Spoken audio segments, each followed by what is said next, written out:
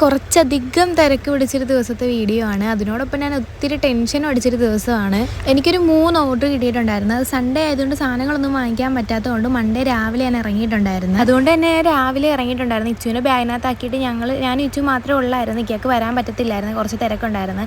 അങ്ങനെ ആ സാധനം എടുക്കുന്ന കടയിൽ ചെന്നപ്പോഴത്തേക്കും ഇക്ക തന്നെ എനിക്കെല്ലാം സെറ്റാക്കി തന്നിട്ടുണ്ടായിരുന്നു. ഒരു വെഡിങ്ങിനുള്ള ഹാമ്പർ ഉണ്ടായിരുന്നു. പിന്നെ എൻ്റെ അക്കൗണ്ടിൽ ഒരു ഗസ് ചെയ്യുന്ന പറഞ്ഞൊരു വീഡിയോ ഇട്ടിട്ടുണ്ടായിരുന്നു. അതിൻ്റെ വിന്നറിനെ സെലക്ട് ചെയ്ത് ആ ഒരു ഹാമ്പർ ഉണ്ടായിരുന്നു. ആ ഹാമ്പറിനകത്ത് കുറച്ച് പോളറോയിഡ്സും ഒരു പെല്ലാവിറ്റ പെർഫ്യൂമും കുറച്ച് ചോക്ലേറ്റ്സും ഒരു വിഷ് കാർഡും ആയിരുന്നു വെച്ചിട്ടുണ്ടായിരുന്നത്. അങ്ങനെ കല്യാണ പാർട്ടിക്കാരുടെ ഹാമ്പർ ഞാൻ ആ കടയിൽ തന്നെ വെച്ചിട്ടുണ്ടായിരുന്നു. പിന്നെ അവൾക്ക് കൊടുക്കാനുള്ള ആ ഒരു ഗിഫ്റ്റും ഞാൻ എൻ്റെ വണ്ടിയിൽ വെച്ചിട്ടുണ്ടായിരുന്നു. അങ്ങനെ ഞാൻ നേരെ മണ്ണഞ്ചേരിയിലാണ് പോയത്. മണ്ണഞ്ചേരി എൻ്റെ ഒരു കൂട്ടുകാരിക്കായിരുന്നു കൊടുക്കാനുണ്ടായിരുന്നത്. എൻ്റെ കൂട്ടുകാരി സഫ്നാക്ക് വേണ്ടി അവളുടെ ബെസ്റ്റ് ഫ്രണ്ട് ഫെബ ബാംഗ്ലൂരിൽ നിന്ന് ഓർഡർ ചെയ്തൊരു ഹാമ്പർ ആയിരുന്നു. കുറച്ചധികം ചോക്ലേറ്റ്സും കുറച്ച് ആക്സസറീസും ഒരു ബൊക്കയും കൂടെ ഉള്ള ഒരു ഹാമ്പർ ആയിരുന്നത്. എന്തോ ഭാഗ്യത്തിന് ഇച്ചുവിനെ കൊണ്ട് വലിയ അലമ്പൊന്നും ഇല്ലായിരുന്നു. ബാംഗ്ലൂരുള്ള ഫെബ അവളെ വിളിച്ച് ഞാനിവിടെ വന്ന് ഇപ്പോൾ എന്നെ വന്ന് പിക്ക് ചെയ്യുന്നു പറഞ്ഞായിരുന്നു അവളെ വിളിച്ചിട്ടുണ്ടായിരുന്നത്.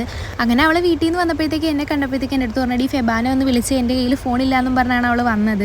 അവൾ വന്ന് എൻ്റെ മുന്നേ എത്തിയപ്പോഴത്തേക്ക് ഞാൻ ഹാപ്പി ബർത്ത്ഡേ എന്ന് പറഞ്ഞ് ഈ ബൊക്ക കൊണ്ട് കൊടുത്തിട്ടുണ്ടായിരുന്നു. സത്യം പറഞ്ഞ ആൾക്ക് കരയണ ചിരിക്കണമെന്ന് അറിയാതെ വണ്ടടിച്ച് നിൽക്കുമായിരുന്നു. എന്നിട്ട് എൻ്റെ അടുത്ത് ചോദിച്ചു ഫെബ എവിടെയെന്ന്. അപ്പോൾ ഞാൻ പറഞ്ഞു ഫെബ വന്നിട്ടില്ല, അവൾ എനിക്ക് ഓർഡർ തന്നെയായിരുന്നു എന്ന് പറഞ്ഞു. അങ്ങനെ അവിടെ ഞാൻ നേരെ തിരിച്ച് പോയത് എൻ്റെ മൂത്താപ്പയുടെ വീട്ടിലേക്കാണ്. എൻ്റെ വീടും മൂത്താപ്പയുടെ വീടും ഒക്കെ മണ്ണഞ്ചേരി തന്നെയാണ്. അങ്ങനെ അവിടെ ചെന്നപ്പോഴത്തേക്ക് മൂത്തുമിച്ചിയും വാപ്പുവും മൂത്താപ്പയും എല്ലാവരും ഉണ്ടായിരുന്നു. അപ്പോൾ ഇതിൻ്റെ അടുത്ത വീഡിയോ ഞാൻ പാർട്ട് 2 ആയിട്ട് അപ്ലോഡ് ചെയ്യുന്നതായിരിക്കും. എല്ലാം കൂടെ ഈ ഒരു വീഡിയോ ഒക്കെ തൊപ്പിക്കാൻ പറ്റത്തില്ല. അപ്പോൾ അതെല്ലാവരും മറക്കാതെ കാണണം. അപ്പോൾ ഇന്നത്തേക്ക് ഇത്രയുള്ളൂ.